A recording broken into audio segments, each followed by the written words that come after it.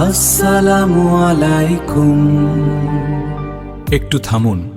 আপনার কি কখনো মনে হয় না যে আমরা এক বিশাল গোলকধাঁধায় হারিয়ে যাচ্ছি? প্রতিদিন সকালে ঘুম থেকে উঠি, দৌড়াই টাকার পেছনে, সাফল্যের পেছনে, মানুষের প্রশংসার পেছনে, কিন্তু দিন শেষে যখন আমরা আয়নার সামনে দাঁড়াই তখন নিজেকে বড় একা মনে হয়। কেন জানেন?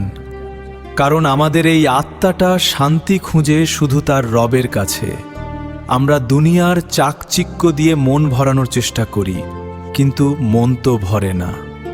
আল্লাহ তাআলা আমাদের কত ভালোবাসেন তা কি আমরা কখনো অনুভব করেছি?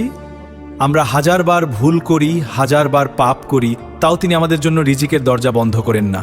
তিনি পরম মমতায় অপেক্ষা করেন কখন তার বান্দা একবার ইয়া আল্লাহ আমাকে ক্ষমা করো। এই যে পবিত্র রমজান মাস, এটা কি শুধুই একটা ক্যালেন্ডারের তারিখ? না, এটা আল্লাহর পক্ষ থেকে আপনার জন্য এক পরম রহমত আর ফিরে আসার ডাক। তিনি আপনাকে ডাকছেন,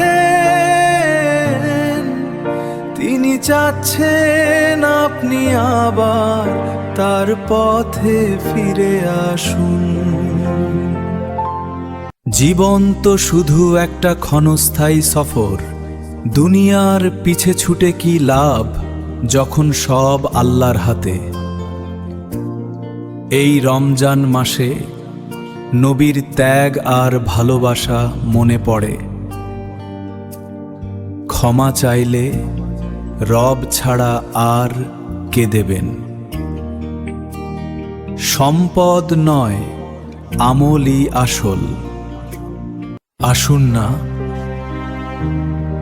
আজ থেকেই একটু বদলাই, অন্তত একটা গুনাহ ছেড়ে দেই আল্লাহর জন্য।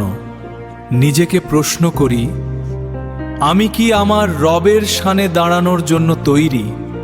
সময় ফুরিয়ে যাওয়ার আগেই চলুন আমরা সঠিক পথে ফিরে আসি। আল্লাহ আমাদের সবাইকে হেদায়েত দিন। আমিন।